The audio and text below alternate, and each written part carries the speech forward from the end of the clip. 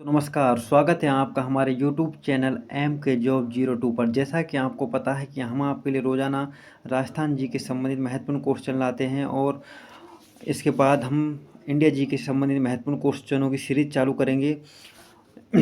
और हम आज की प्रश्न चालू करते हैं। आज हमने टॉपिक लिया है जनजाति, जिनमें से मुख्य इम्पोर्टेंट क्वेश्चन कराएंगे जो प्रीवियस ईयर मतलब पहले पेपरों में आ चुके हैं। धन्यवाद। तो हम चालू करते हैं आज का पहला प्रश्न।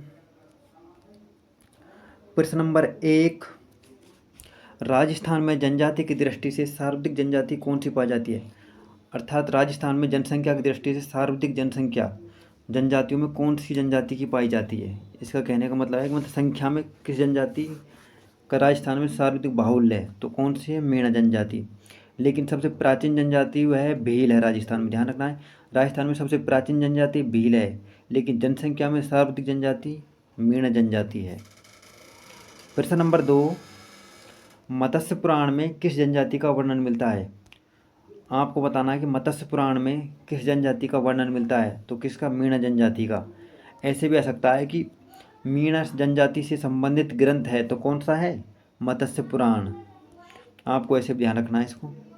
प्रश्न नंबर 3, भीलों के सिर पर बांधे जाने वाले सफ़ेद सफ़ा यानी सफ़ेद साफाए साफा, तो भीलों के द्वारा सर पर एक सफ़ेद साफा बांधा जाता है, जिसको क्या बोलते हैं? जैसे कि हम देसी भाषा में तौलिया बांधते हैं ना, तो ऐसे ही भीलों में एक साफा बांधा जाता है, जिसको क्या बोला जाता है? पोथिया।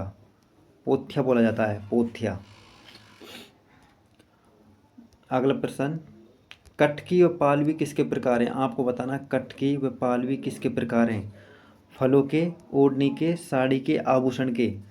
तो कटकी और पालवी यह ओढ़नी के प्रकार हैं, जो मुख्य रूप से जनजातियों द्वारा पहनी जाती है। यह ओढ़नी के प्रकार है, ध्यान रखना आपको।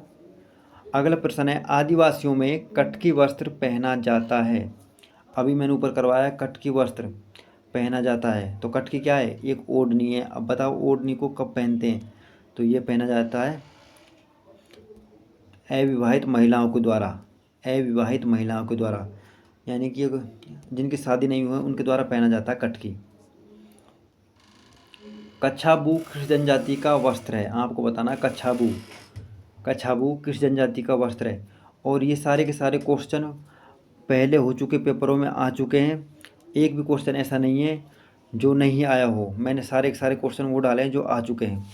कच्छाबू बताएंगे आप, कच्छाबू किस जनजाति का वस्त्र है? कच्छाबू, तो कच्छाबू भील जनजाति का वस्त्र है, जिसको महिलाओं द्वारा जिसको कच्छाबू को महिलाओं द्वारा पहना जाता है। यह एक घाघरे का प्रकार है, शायद घाघरा, हाँ सॉरी, हाँ ये घाघरा है, इसका घाघरा बोला जाता है देसी भाषा में। तो कच्छाबू को महिलाओं द्वारा पहना जाता है भील जनजाति में। फायरे फायरे किस जनजाति का रणघोष है? फायरे फायरे, तो आपको बताना फायरे फायरे किस जनजाति का रणघोष है?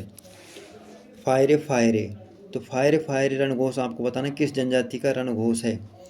तो यह है भील जनजाति का। किसका? भील जनजाति का। प्रश्न नंबर अगला, भील जनजाति का घर क्या कहलाता है? भील जनजाति के छोटे छोटे घर होते हैं, उनको क्या बोला जाता है? तो भील जनजाति घरों को कू बोला जाता है, कू। जबकि लू तो राजस्थान में ग्रीष्मकालीन में चलने वाली 140 किलोमीटर प्रति घंटा से वायु को बोला जाता है लू।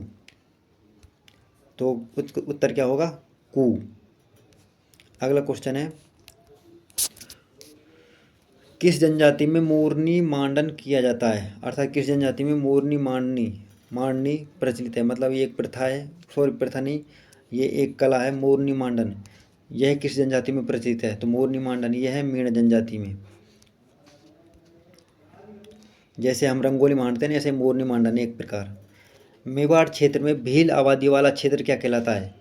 मेवाड़ क्षेत्र में भील आबादी वाले क्षेत्र, मेवाड़, अब आपको पता है कि भील अधिकतर कहाँ है? मेवाड़ क्षेत्र में। ध्यान रखना, पूछा जाता है कि भील राजस्थान में अधिकतर किस क्षेत्र में पाए जाते हैं? तो किस क्षेत्र में? मेवाड़ में। अब यहाँ बताना आपको उस क्षेत्र को क्या कहलाते हैं, उस क्षेत्र को क्या कहते हैं? तो उस क्षेत्र को क्या बोला जाता है? आपको बताना है, उसको बोला जाता है मगरा। क्या? मगरा। प्रश्न नंबर अगला, भील जनजाति के झोंपड़ियों के समूह को क्या कहते हैं? भील जनजाति के घरों को क्या बोलते हैं? कू बोलते हैं, हमने देख लिया। लेकिन इनके झोंपड़ियों के समूह को क्या बोलते हैं? तो आपको बताना है, नीचे दे रखा है पाल, फला, टापरा, कू। तो क्या पाल तो है नहीं, कू तो हमने पढ़ लिया, तो क्या फला, फला। प्रश्न नंबर 12, छेड़ा फाड़ना प्रथा किस जनजाति में प्रचलित है? छेड़ा फाड़ना यह एक प्रथा है जिसको तलाक प्रथा बोला जाता है। तलाक, तलाक प्रथा है ये, और यह किस जनजाति में प्रचलित है? तो यह है भील जनजाति में। छेड़ा फाड़ना जिसमें साड़ी का एक पल्लू होता है और उसको फाड़ दिया जाता है, उसमें कुछ रकम बांधी जाती है, इस प्रथा को छेड़ा फाड़ना कहा जाता है। खोइतु वस्त्र किस जनजाति से संबंधित है? आपको बताना है कि खोइतु वस्त्र आपके जनजातियों में से मुख्य रूप से ऐसे ही प्रश्न पूछे जाते हैं, वस्त्रों से या उनके त्योहारों से। तो खोइतु वस्त्र बताना आपको, खोइतु वस्त्र किस जनजाति से संबंधित है? तो खोइतु वस्त्र भील जनजाति से संबंधित है। भील, अभी मैंने आपको पढ़ाया खोइतु। राजस्थान में मीणा व भील जनजाति के पश्चात तीसरी सबसे बड़ी जनजाति है। अब इसमें आपके कई प्रश्न होते हैं। देखो, राजस्थान में सबसे बड़ी जनजाति कौन सी है? सबसे प्राचीन तो भील जनजाति है, लेकिन सबसे बड़ी जनसंख्या में मीणा है। मैंने पहला प्रश्न ये करवाया है, मीणा जनजाति, उसके बाद भील जनजाति, और इसमें बताना तीसरी जनसंख्या की दृष्टि से कौन सी है? तो कौन सी है? गरासिया। और चौथी जनसंख्या की दृष्टि से सहरिया। ठीक है, तो इसका उत्तर होगा गरासिया, तीसरे नंबर पर आती गरासिया। ठीक है, तो हम आगे बढ़ते हैं। भील जनजाति का सर्वाधिक पसंदीदा वृक्ष कौन सा है? आपको बताना है भील जनजाति। भील जनजाति एक सर्वाधिक पसंदीदा वृक्ष है, जैसे हमारे लिए आम पसंदीदा, ऐसे भील जनजाति के लिए एक वृक्ष जो पसंद है वह है महुआ का वृक्ष, और इससे शराब बनाई जाती है, शराब, जिसको ये अपने लिए महत्वपूर्ण मानते हैं शराब को। गरासिया जनजाति का मुखिया कहलाता है। आपको बताना गरासिया जनजाति का मुखिया क्या कहलाता है? नीचे एक स्क्रॉल करेंगे तब देखेंगे दो ऑप्शनों को। जैसे पहला में मुखी, सहलोत या सहरोल या पटेल, तो इसका उत्तर होगा सहलोत। देखो, मुखी भी नहीं होगा, इस 16 का प्रश्न होगा सहलोत। और पटेल, मीणा, पटेल है वो मीणा जनजाति का मुखिया कहलाता पटेल। राजस्थान में उंदरिया पंथ किस जनजाति से संबंधित है? आपको बताना है। राजस्थान में एक उंदरिया पंथ है, उंदरिया पंथ तो किस जनजाति से संबंधित है? भील, गरासिया, सहर या सांसी। आपको बताना है इसमें उंदरिया पंथ। ऐसे भी आ सकता है कि, अब इसको उत्तर बताते पहले, राजस्थान में उंदरिया पंथ किस जनजाति से संबंधित है? तो उंदरिया पंथ भील जनजाति से संबंधित है। और इसका उल्टा प्रश्न बन सकता है, जैसे भील जनजाति से संबंधित कौन सा पंथ है? तो कौन सा पंथ है? उंदरिया पंथ। ठीक है। हरी भावरी कृषि किस जनजाति में की जाती है? आपको बताना हरी भावरी कृषि किस जनजाति में की जाती है? सहरिया, गरासिया, भील, डामोर। तो हरी भावरी गरासिया जनजाति में। प्रश्न नंबर 19, राजस्थान में सहरिया जनजाति मुख्य रूप से केंद्रित है। आपको बताना राजस्थान में सहरिया जनजाति मुख्य रूप से कहाँ पर रहती है? केंद्रित का अर्थ है कहाँ पर रहती है। राजस्थान की शहरी जनजाति वैसे तो कई जिलों में रहती है, लेकिन इसे मुख्य जिला बताना आपको, तो कौन सा है? बारां। और बारां में भी किशनगंज तहसील के आसपास, शाहबाद व किशनगंज तहसील के आसपास। निम्नलिखित में से कौन सा विवाह गरासिया जनजाति में प्रचलित नहीं है? आपको 4 ऑप्शन दिए हुए हैं मोर, जिसमें बताना आपको गरासिया जनजाति में कौन सा विवाह प्रचलित नहीं है। तो बताना मोरबंदिया, लाली मोरिया, पहरावना, तानना। तो इसमें कौन सा है? लाली मोरिया। और 3 विवाह जो जैसे मोरबंदिया प्रचलित है, पहरावना प्रचलित है और तानना प्रचलित है, ये तीनों गरासियों में प्रचलित है, बल्कि लाली मोरिया प्रचलित नहीं है। अगला, डामोर जनजाति का मुखिया क्या कहलाता है? आपको बताना डामोर जनजाति का मुखिया क्या कहलाता है? तो डामोर जनजाति का मुखिया मुखी कहलाता है। क्या? मुखी। जबकि मीणाओं का पटेल मैंने बताया आपको। प्रश्न नंबर 22, सांसी जनजाति मुख्य रूप से राजस्थान के किन जिलों में विस्तृत है? सांसी जनजाति राजस्थान के किस जिलों में विस्तृत है? आपको बताना है कहाँ कहाँ पर रहती है।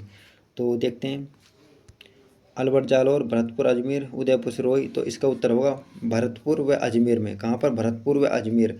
ध्यान रखना, भरतपुर व अजमेर में सांसी जनजाति सर्वाधिक है। सांसी जनजाति। प्रश्न नंबर अगला, सहरिया जनजाति में पुरुषों की धोती कहलाती है। आपको बताना सहरी जनजाति में पुरुषों की धोती कहलाती है। सहरी जनजाति में तो क्या कहलाती है? पंछा। क्या? पंछा कहलाती है, पंछा। अगला प्रश्न है, प्रश्न नंबर 24, गरासियों से हाँ सॉरी इसको बताना है। गरासिया जनजाति मुख्य रूप से पाई जाती है, आपको बताना है। यहाँ पर से गलत आ गया। गरासिया जनजाति मुख्य रूप से पाई जाती है, आपको बताना गरासिया जनजाति राजस्थान के किन जिलों में मुख्य रूप से पाई जाती है। तो वह है कहाँ, सिरोही। कहाँ पर, सिरोही में। सिरोही में। प्रश्न नंबर 25, लीला मोरिया का संबंध है। लीला मोरिया क्या है, एक विवाह का प्रकार है। किसका विवाह का प्रकार है, लीला मोरिया विवाह है। जनजाति का मुखिया कौन है, तो मीण जनजातियों का मुखिया पटेल कहलाता है और भील जनजाति का पालवी कहलाता है। गरासियो जनजाति का सहलोत कहलाता है। और उसके बाद है शहरी जनजाति का मुखिया कोतवाल कहलाता है और कंजर जनजाति का मुखिया पटेल और डामोर जनजाति का मुखिया मुखी कहलाता है। धन्यवाद।